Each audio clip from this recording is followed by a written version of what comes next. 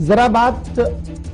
دنیا کی بڑی فوج کی کرتے ہیں، یعنی بڑی فوج مطلب امریکہ کی کرتے ہیں، اور امریکہ کا یہ دعویٰ ہے کہ وہ سپر پاور ہے، لیکن سپر پاور کی خفیہ اداروں کی ایک لیڈ سامنے آئی ہے، اور یہ خبر سامنے آنے کے بعد امریکہ پر بھی سوال ہے اور امریکہ کے دعووں پر بھی بڑے سوال اٹھ رہے ہیں، کیونکہ امریکہ کی خفیہ اداروں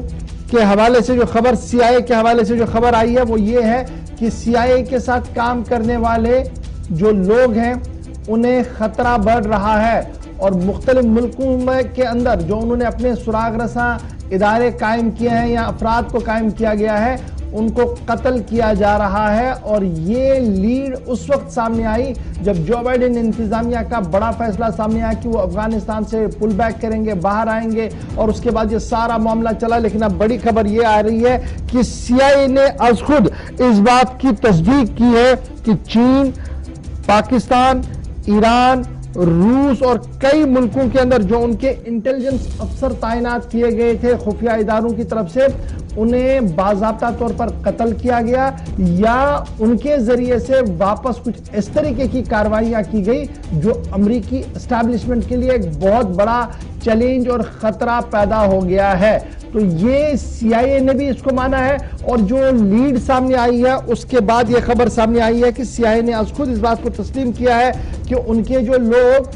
خفیہ لوگ ہیں، یعنی CIA کے جو ایجنٹ مختلف ملکوں کے اندر ہے اور وہ وہاں پر نظر رکھے ہوئے ہیں، ان پر گہری نظر رکھی جا رہی ہے مقامی ملکوں کی طرف سے، اور وہاں پر اب یہ عمل ہے کہ انہیں فوراً سے بیشتر پکڑا جاتا ہے، قتل کیا جاتا ہے یا انہیں کراس کے لیے بھیجا جاتا ہے، جس کی وجہ سے CIA کو کافی بڑا جھٹکا لگا ہے۔ نیو یارک ٹائمز میں چھپی رپورٹ کے مطابق یہ جو ٹاپ سیکرٹ کیبل باہر آیا ہے اس میں یہ صاف کر دیا گیا ہے کہ کئی ہزار لوگوں کی موتیں آج تک ہوئی ہیں، اور سب سے زیادہ موتیں جو ہیں وہ چائنا، پاکستان، ایران اور روس کے اندر ہوئی ہے، اور CIA کی ذرائع کے مطابق بہت زیادہ نقصان ہوا ہے۔ سال 2009 میں ایک رپورٹ کے مطابق CIA کا آپریشن جب افغانستان کے اندر چل رہا تھا تو جارڈین ڈاکٹر جو جارڈن کا رہنے والا تھا، ایک ڈاکٹر تھا، اس نے یہ کہا تھا کہ چلیے وہ CIA کے ساتھ کام کرے گا، اور باضابطہ طور پر کام کرتا رہا، اور اچانک سے ایک دن وہ سیوسائیڈ بامبر کی طور آیا